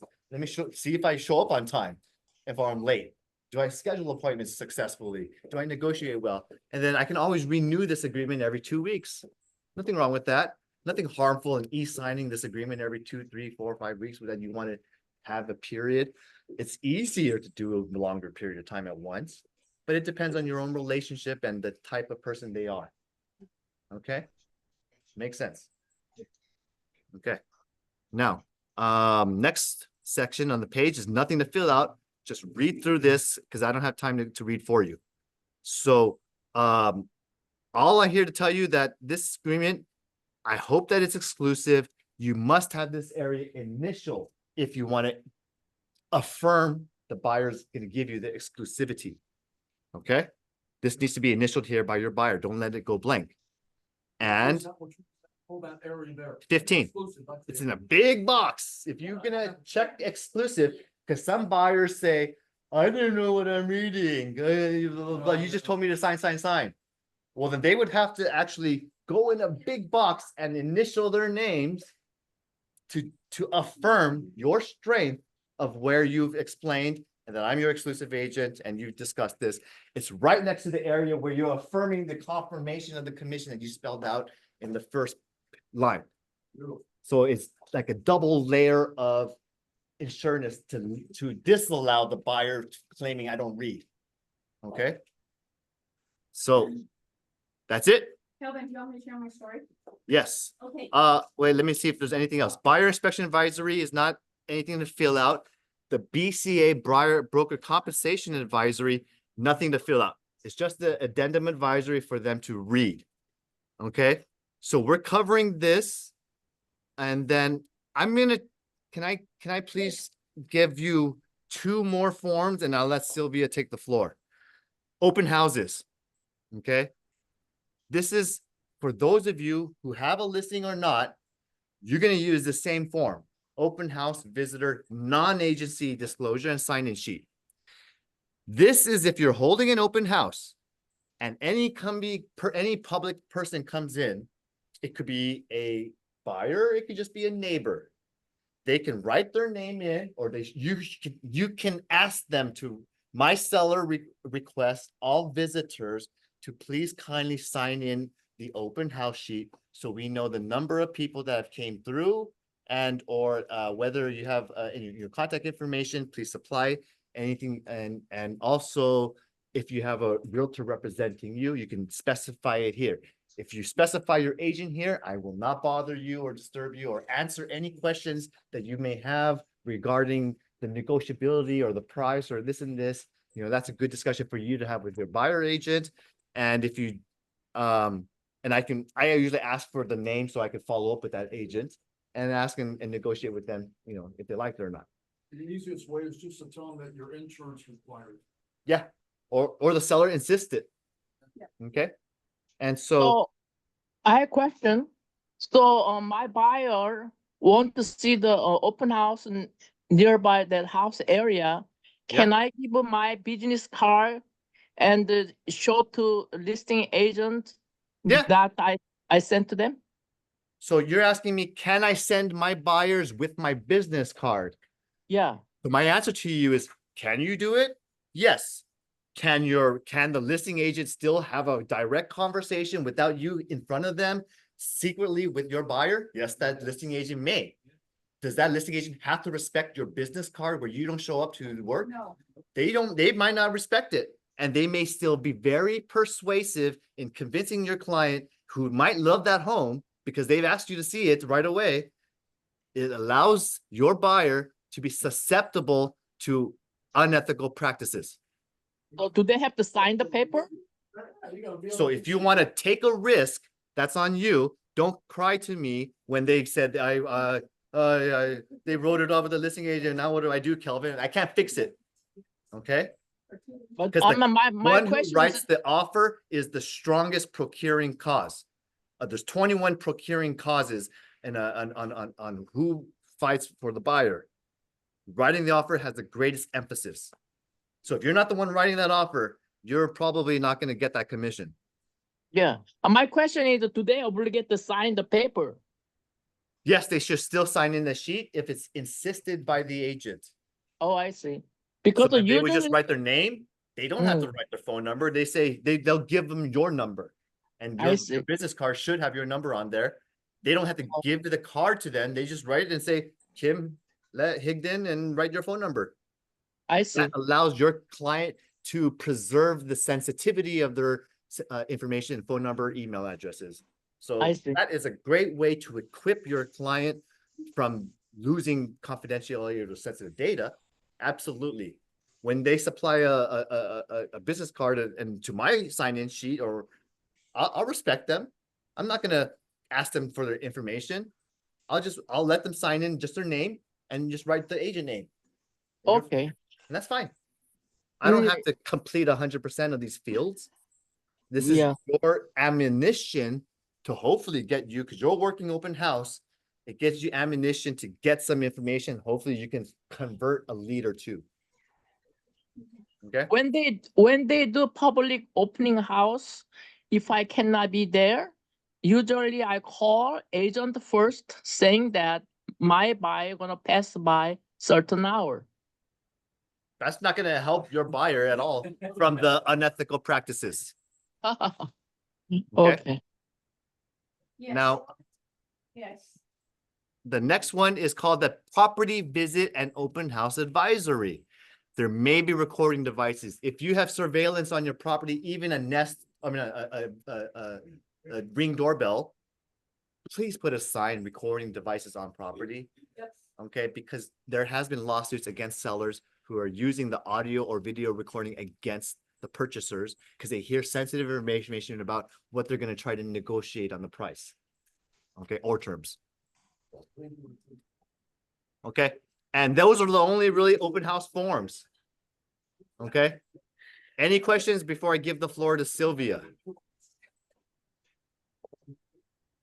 Okay, I do want to say that. You can come right here into the front. Okay, Good job, Kelvin. Good job, Kelvin. Yeah, absolutely. Thank you, thank you. It helped to be in person.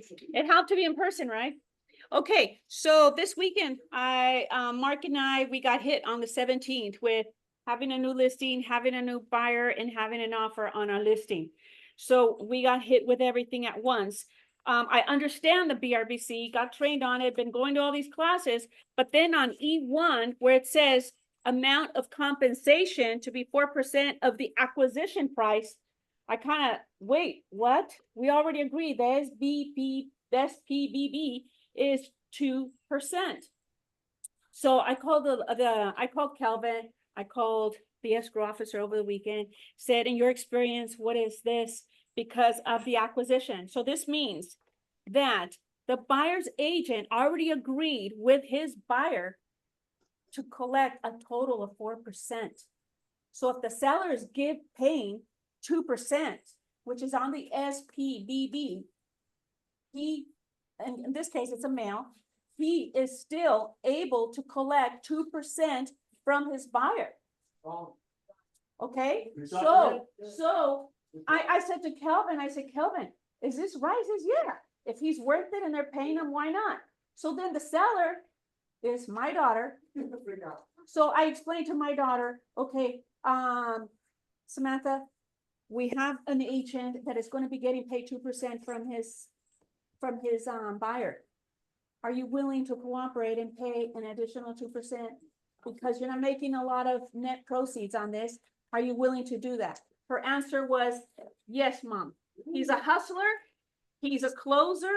I saw him on the camera, which we have disclosed. And I saw that he showed up early. He prepared the house. He opened up the windows. He did his job. I'm okay in him getting paid 2%. If he's getting paid 2% by his buyer, good for him. Not all sellers are going to think like that. But our daughter, we said to her, you're right, good thinking. You don't have another offer right now, but another offer may come in. So another offer comes in, 5,000 above asking. She says, mother, I don't want that agent to get paid. She didn't follow your instructions. She showed up to the property, didn't call you, didn't text you, didn't send you a card, didn't set up an appointment. I don't care about the extra $5,000. I don't want to compensate that agent. So I wanted to share that story with you, that there are some sellers. She's 28 years old. Okay. Do you There's have a some- recording device on the property And we side? do, Sign. no, but she didn't listen. She did not listen. They sat in the dining area because the recording will go on if There it's is a being sign. recorded. There's a sign. We do have signs and it's on the MLS. She said, I don't want to be nosy. They're sitting in the dining room area for 1 hour. I said, those are the ones that are going to submit the offer and those are the ones that are going to fill. She's smart because She's the next very agent smart. might ask for 2.5%. Very smart. Well, the other agent, her clients are physicians from Chicago doing a residency. And I said to her, one is from out of state, the parents own hotels, blah, blah, blah. She says, I don't care where they come from. As long as they show proof of the money, I like that agent. He's a hustler. I want him to get paid. Now, We're trying to We- recruit them too over here. yeah, but Kelvin works with us on everything. Sometimes you're not gonna make the, money when somebody's upside down or something like that, but you're able to teach your client to identify the worth of an actual working agent. Because she had very bad experience. It expired, she relisted. We had 3 expired listings all at the same time, and we renewed them for 6 more months, all at the same time, because we show value to the seller. So I just wanted to share that with you. Okay, so you could be making a lot more money now. You have a possibility of making way more money now, if you disclose it and it's in writing. That's under the acquisition section. Okay, thank you, everyone. Enjoy. Sorry, Yeah. Kayla, are you still here? For the information. Can you put when photos are ready? You did really good. Yeah. It's not as difficult as it seems initially. But I think you just gotta go with the. Sorry, I didn't see your text boxes. Any questions from you guys right now? Yes, I do.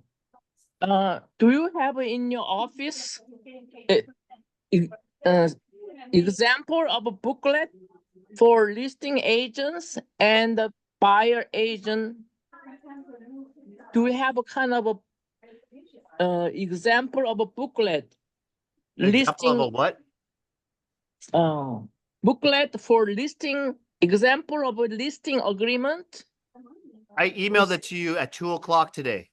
The No, I'm- listing, that's part 1, and then part 2 came right after. No, I mean the whole transaction. Do you have a booklet in the office you can look at any time? We'll have I mean, I'm not sure what you're looking for, a booklet for sellers? I Yeah, think I mean- she means a sample of the contract. Yeah, I mean the whole thing, whole transaction. You didn't receive my class that says today's class materials. If you go to the attachment, the first one is all the listing contracts. And then the second one was all the buyer side, part 2. That is an example of all of the new forms and listing contract. No, I mean the individual paper. What, say that again? Individual paper. I didn't see any. Okay. It's loud here now. It's hard to, what kind of paper? You know that you give the disclosure saying that what we need. But I would like to see in paper in sample. Yes. I Kelvin, I You think need the she's hard asking, copy, we have Calvin. hard copies in the office already. Yeah, And look you at. need to get a hard copy. You Yeah. print out how you need. If you need to come in and then log into your email and print out a hard copy or fill out how you like to do it yourself, you can Okay. print it anywhere. Yes, you can print it out of the office, Okay. but yeah, some of the people already printed it out here of what I emailed, but that's just one example on a scenario. To me, having it electronic is preserved. You could save this forever and modify it whenever you need to. Okay, because I don't, a lot of stuff gets printed in and just thrown away. But yes, I'll share it to the drive. Thank you. That's a great suggestion. I'll put it in the Yep. Google Drive Dynasty Agent resource so you can come back into it anytime you need to. Calvin, Yeah, next Calvin, question. this is G. Yeah, today your training, is it you have record? Yes, Okay, will you please email us? what I will do. Thank you, Thank you. appreciate. Any other questions? Kayla? Gina, Rodney? I'm good. Thank you for Awesome. the great class. Okay, I'm glad you attended. I just wanted to make sure I answered thoroughly. Because I know there's a lot of concerns or fears. Okay. And appreciate you sticking through. Obviously doing it hybrid, I can't always give you my full attention on the screen, but I'm reading all these comments later. Thank you so much. All right. Thank you. If you have Calvin. questions, let me know. You have my number. See you guys. Hey, Calvin, it's Kate. Hi, Hi. everyone. So for the MLSA, does the broker need to sign it, or you do not need to sign it? No, the broker does not need to sign the MLSA. That's between you, the seller, and the agent. Got So good question.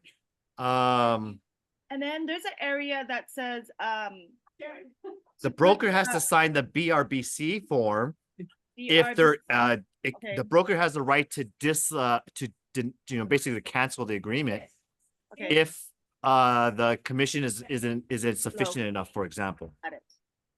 And then I guess the MLSA, there's a section that says when you put it onto the market, instead of putting a specific date, can we put when photos are ready? What I'm gonna make you louder, Kayla. And Sorry. do you see the MLS right now, eh? Yes, let me pull it up. Okay, so I have it pulled up and you said something about the photography. It's on seller instructs broker. So it's number 2, you check that box. And then it says seller instruct brokers to begin marketing the property to the public on till, and then instead of putting a date, can you put when photos are ready, or you have to put a specific date? By default, it says the beginning of the listing period. So if you put 2 as blank, then it's gonna default to whatever day you put as your beginning date. And Got you it. have from that date, the beginning date, within 48 hours. Got it, within 48 hours, Okay. So I like to put a date so that way I could give myself some buffer time and use that date as the 48-hour begin period. Got it. Okay, thank you so much for the class. Okay. You're welcome. Congratulations, Papa. Thank you so much. Okay. All right. See you guys. Bye-bye. See you. Thank you.